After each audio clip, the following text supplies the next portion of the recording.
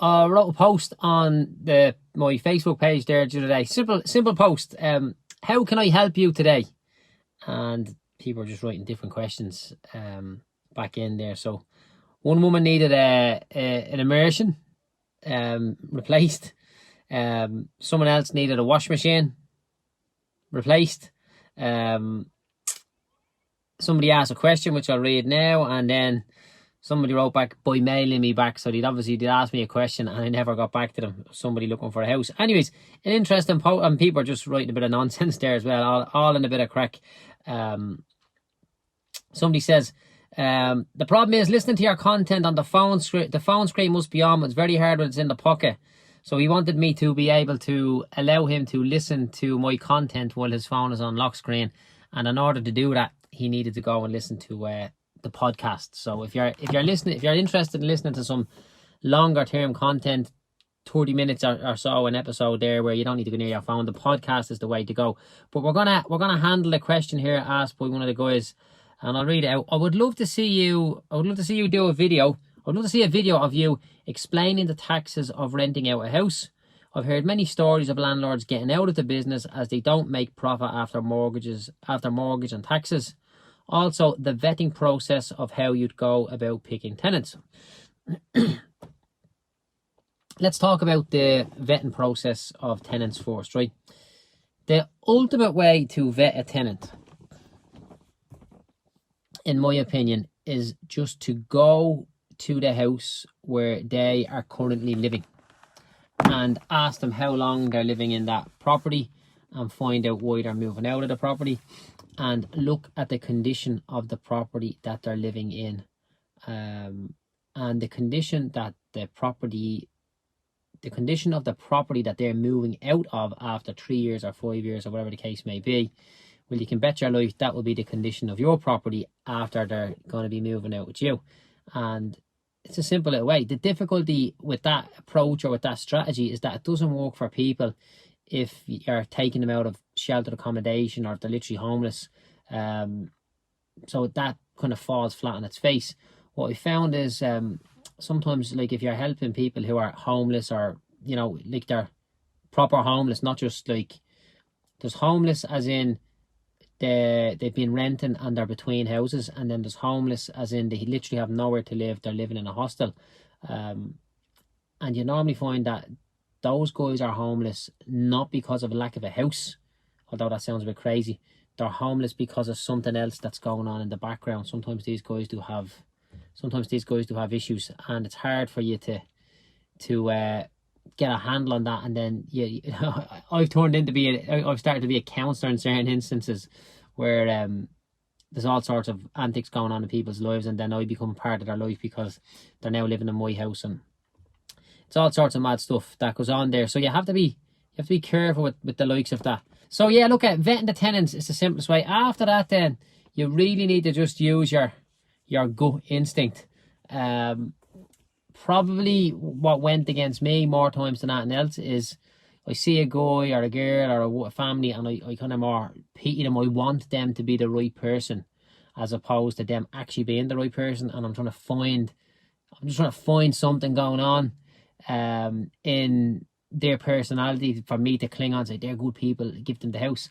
And to be honest, it's not the right way, because I got myself into more hassle than anything else with bad tenants in the past. But that's the way it is. I remember one time I gave a guy a lift to look at a property, and himself and his partner, they'd been on drugs and they were just had to get their act together. And I'm like, yeah, look, I'll give them a shot at the property. In the end, they didn't want the property. I'm like, the cheeky damn fuckers, I'm not like giving them so much time that like it's perfect for them. And then 2 weeks later, the chap died. I was like, well, I'm glad he didn't die in my property. That would have been a nightmare for me, and a nightmare for me to be involved with the family and all that sort of stuff. He just kind of had a relapse back on the drugs. So, look, I spent a lot of energy and a lot of effort housing people that are homeless or at risk of being homeless. And at the same time, that's where all my grief comes from. So it's just mad, but it's just a little kind of would you say it's a moral compass pushing you towards that direction. So that's enough on the tenants, right? Yeah, taxes like really, really high, yeah, on rent, but it's really high everywhere as it is anyways. So the way I look at it is, let's just talk about tax, income tax as the ordinary Joe soap, right? Tax is 50%. That's the way I look at it. Like, if I want, if Linda wants a new car and it's 10 grand for a new car, I need to earn 20 grand profit because I pay half it in tax, and then the other half I can spend as I wish, right? And it's the same for everybody, but we've got this small tax band threshold of €33,800. So basically, up to €33,800, you pay tax at 20%, and then and over that, you pay tax at 50% or 52%. I'll just call it half. I think it's even a little bit more than half.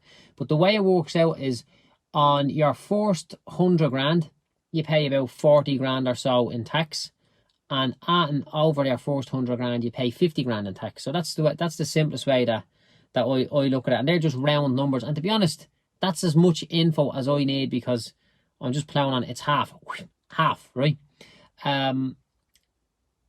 People are always like, yeah, the tax is so high. It is high, but listen, it's high everywhere, right?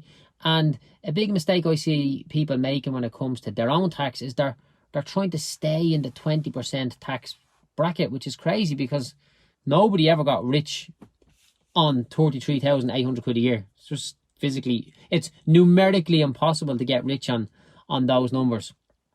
So I always encourage people, get out there into the higher tax bracket as quick as you can. If you're earning 33 grand, right, and you're on the 20% tax, and then you've got a property that you've got rented, and you're getting £1,000 a month for that, well, then that's deemed as another 1,000 quid a month. That's deemed as another 12 grand on top of your income. So you're now not earning 33 grand, you're now earning 45 grand in the eyes of the revenue.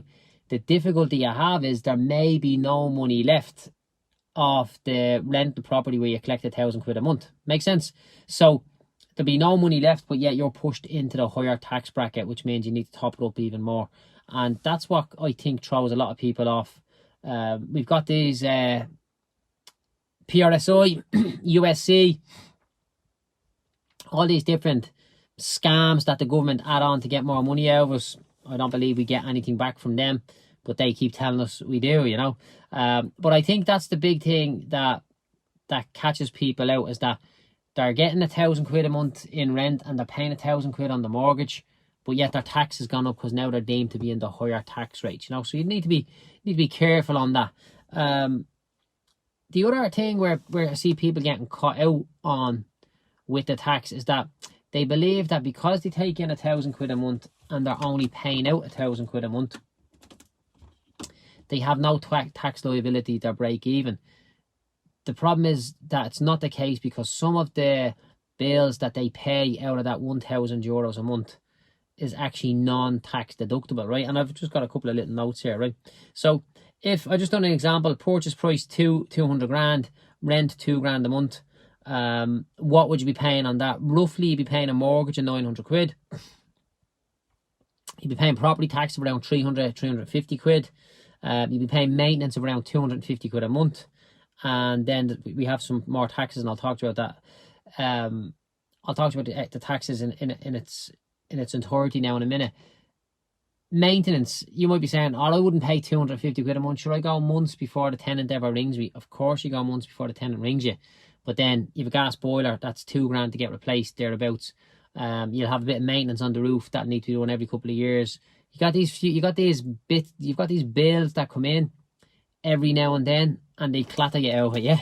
So you need to throw a certain amount aside. I think at the minute we're putting 350 per property per month aside, and that just we actually broke our maintenance down to maintenance, and then last year we set up an account called a 2020 account, which was stuff we kind of predicted. Like if you've got 10 properties and a gas boiler lasts 10 years, well, chances are that works out to one boiler will need to be replaced every year. You might get 1 year where you don't need it, and then the next year you have to do 2, or you might get clattered out with 3. You need to set the money aside, So we're setting aside currently in the office 350 quid a month per property, but at the same time that's covering some of the property manager's wages and a few other overheads as well, where you wouldn't need to set aside that much if you had just 2 or 3 properties. I'll talk to you just about where the kind of the hidden tax comes in here, right? When you pay your property tax, which is 350 quid a year, which is not a big amount of money, right? But the problem is it's not tax deductible. So what that means is, let's just say you're left with a profit of 350 quid. And then you have to pay, let's say just for the whole year, the only profit you've made is 350 quid. And now you get your property tax bill in, which, surprise, surprise, is 350 quid. In your eyes, you'd be like, yeah, well, I'll just pay that out of profit, and then I've made no profit and everything's covered for the year. That's not the case. The reason being, the property tax is not an allowable expense. So you've got 350 quid of a profit. You pay that profit towards the property tax. Because that 350 is not an allowable expense, the revenue will say, hey, you've still made a 350 quid profit there. We want half of that. So you're now in a situation where you've actually got zero money in your bank. You've got zero profits on that property, but you still need to pay tax on the 350, which was the notional profit. On the actual LPT, the local property tax, it's a payment that goes out once a year. It's not really the end of the world if you manage it correctly. Like we got hit with our bill there the other day. They deferred the property tax from being collected up until in the last couple of days, and we had to actually just this week we had to pay it. So we paid our property tax. It was a few grand, good few grand. But that's not an allowable expense, which is a bit of a kicker, you know. Outside of that, the next thing that you need to look at is the mortgage, right? So the way it works is when you borrow money off a bank, they give you 200 grand as we used here for the example. Well, you don't just pay 200 grand back to them. The 200 grand is the amount that they've loaned you. That's called the principal amount, or sometimes it's called a capital amount. I actually call it a capital. It's called a capital amount. And then they charge you interest. And a 200 grand mortgage, you'd be actually shocked if you heard it when you hear this if you don't know, but a 200 grand mortgage over 25 years, you'd probably pay it back about 320, 330 grand. I could run the numbers there now and let you know exactly what it is. But you pay a colossal amount of interest over the lifetime of the mortgage, right? Now, every month, it's not as if they take back all the 200 grand that they've loaned you, which is the capital. So it's not as if they take back the capital first and then they charge you the interest. Every month they charge you a little bit of capital and a little bit of interest. Now, the interest that you pay to the bank, that is, at the moment, that's allowed as 100% tax deductible. Simple, easy, boom, right? You paid 500 quid interest, you get an expense, it's an allowable expense of 500 quid, and that's the end of it, right? The capital that you pay back, so in this instance here, I'm saying that you're paying back a repayment of 900 quid a month, right? In that 900 quid, you're probably paying back 650 interest and 250 capital, right? Which means every time you pay 900 quid back to the bank, your mortgage balance comes down by 250, which is a bit demoralising in itself when you see how hard you have to work to pay your mortgage and it only comes down by a little bit.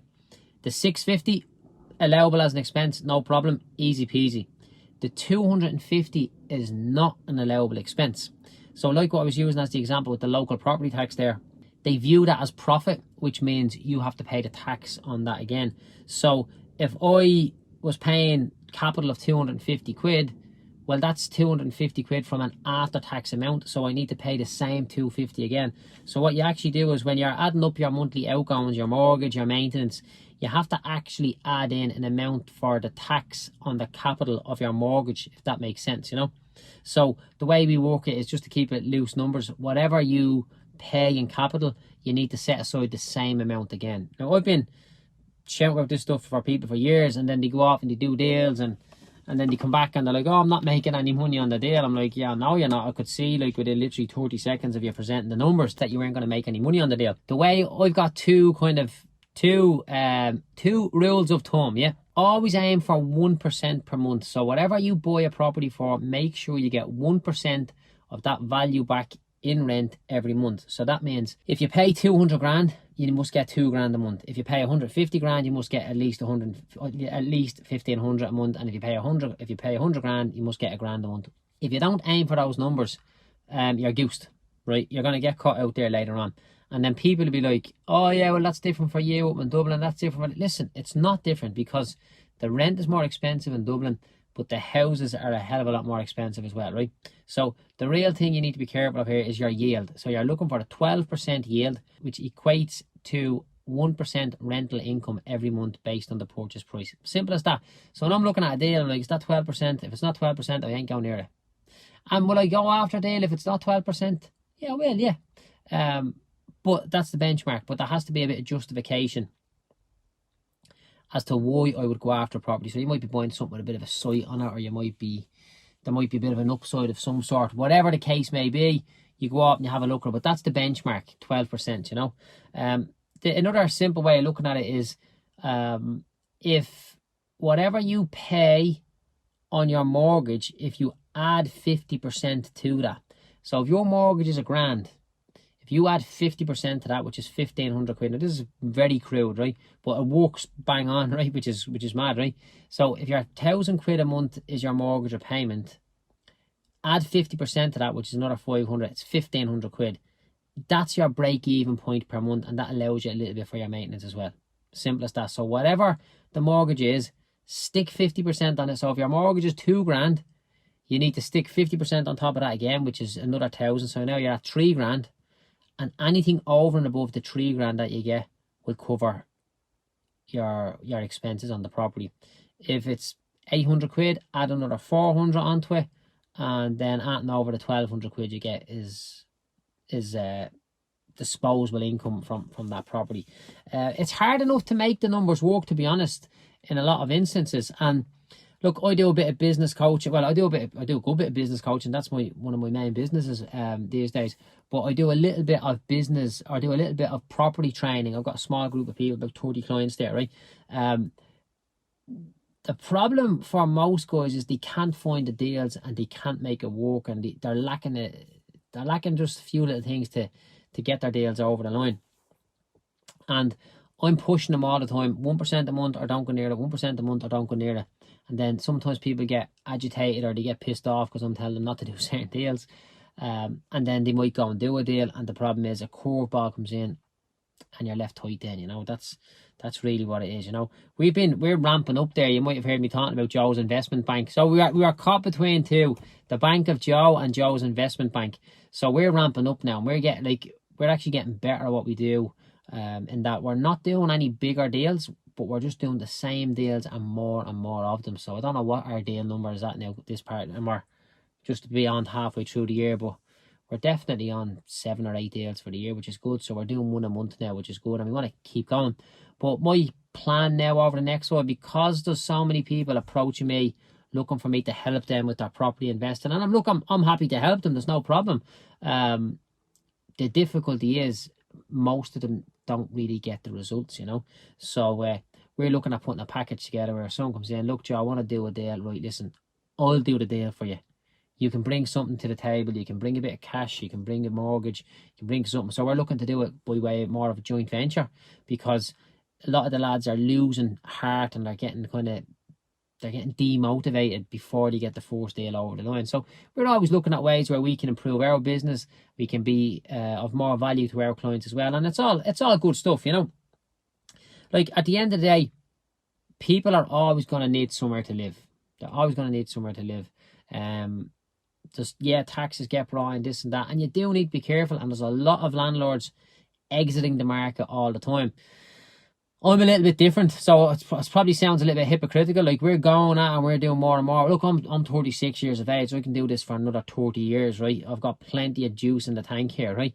The problem is when guys get a little bit older and the legislation gets more stringent and tenants start wrecking their heads and they're like, you know what, I'm just getting out of it, right? That's really what it is. The market has changed so much that a lot of the guys are now disincentivized to be in there.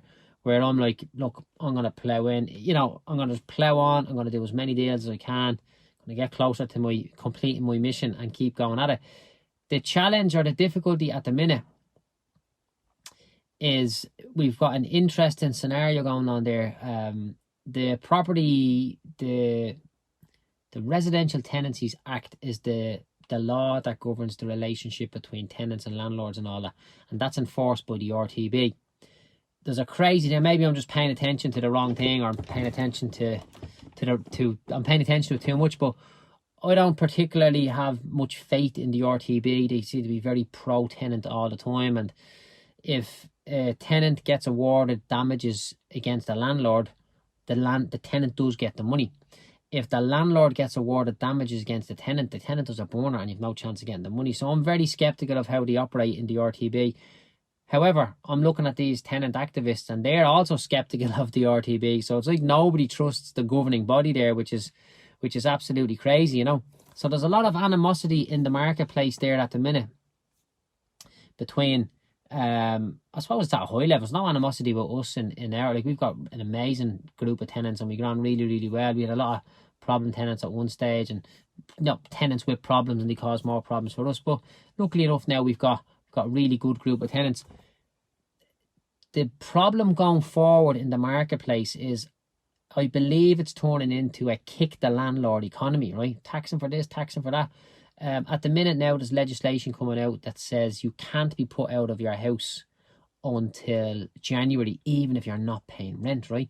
Now, I know a couple of landlords where the tenants are simply paying them nothing and the landlords are expected to make the mortgage repayments, right? And these guys are going to end up losing our property or their property or a couple of properties, but the law is now against them, you know. So I just think that we're going to be going into a situation where the kick the landlord economy is going to get more strict, right? There's going to be more landlords leave and the housing crisis is going to actually get worse. Well, I don't even call it a housing crisis. I'd call it a rental crisis because I don't believe there's an actual shortage of houses in Ireland. I believe there's a shortage of rental accommodation at an affordable level in certain parts of the country. As soon as you move out of the country and out of the cities, there's plenty of stock available. But people don't want that. They want to be in the city, you know. So I think over the next maybe 3 years, I think things are going to get a lot tougher for landlords. That's been very, very honest, you know. And when it gets tougher for landlords, to be no investment, to be no landlords coming in. And what's going to happen then on the back of that, in my opinion, is it's going to be a bigger squeeze on the rental sector, right? Because the supply will go down. Because bear in mind, anytime a house gets sold, that's a rental house, it gets sold to a homeowner, right? Because there's no more landlords coming in. And I think it's going to get worse and it's going to be a bigger squeeze. And the political appetite is there at the minute to kick the bejesus out of the landlords. And I think one day someone's going to turn around and say, listen, we're going to need to do something for these landlords. They're going to turn around, they're going to incentivise us back into the market. And then when they incentivise us back into the market, the landlords are going to be seen as the people who's now buying the houses to make them available to people on that app or just rent them out. Because at the minute, like, it's crazy. If you're a landlord and you accept HAP, you're seen as an enemy of the state. You know, you're called a parasite. I'm like, hold on a minute.